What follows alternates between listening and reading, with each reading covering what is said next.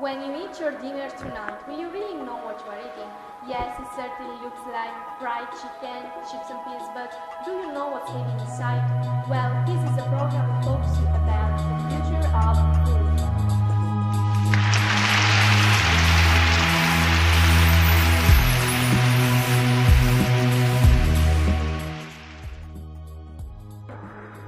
Today I'm here with some of the most famous experts on this topic. Soon, not everything is going to be what it seems, thanks to nanotechnology. But Linda, what is nanotechnology? Well, nanotechnology is the discipline of science which study how to control molecular activity molecular scale. The word nano simply means small. So, how is nanotechnology going to affect the food of the future? Well, one example is a new product that the big multinational company Kraft are working on. It's a transparent drink with no taste. It doesn't sound very exciting, does it? But the idea that you, the consumer, will decide the flavor, color, and nutrients you want. When you're at your home, you put your drink in a special microwave and this will act in the nanocapsule. But Oscar, what is a nanocapsule? Well, a nanocapsule is about 2,000 times the width of a hair, and these nanocapsules will contain the necessary chemicals for the drink which you choose. So you will be able to have a blue drink tasting of strawberry and with some omega-3 in it. This sounds like science fiction, doesn't it?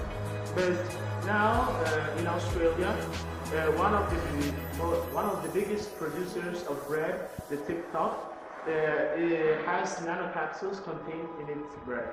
Now, these nanocapsules contain tuna fish, so the taste of tuna is not in the bread, but it is confined in the nanocapsules.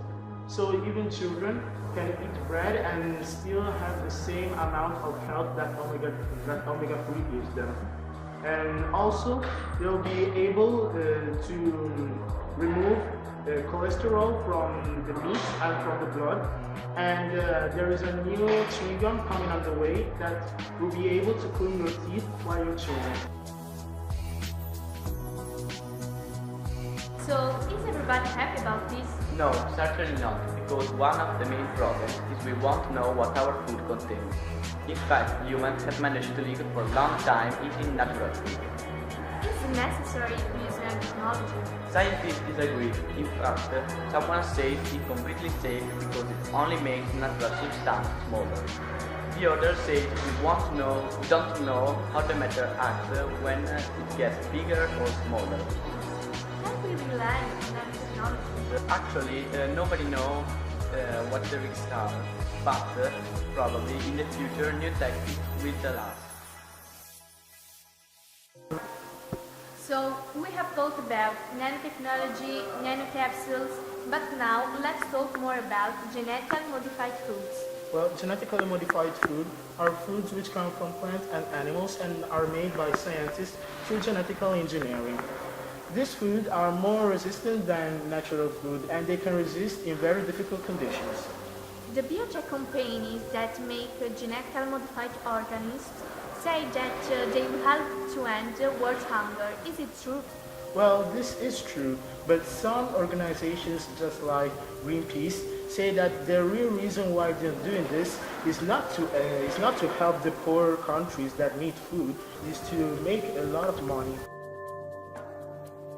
Scientists have been investigating for more than 10 years, but they can still predict all the possible consequences in animal, human and plants.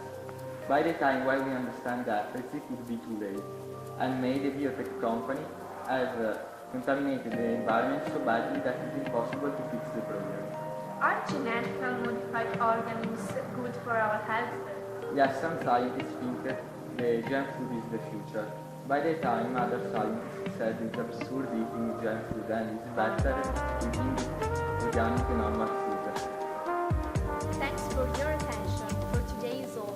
See you next week with another interesting episode.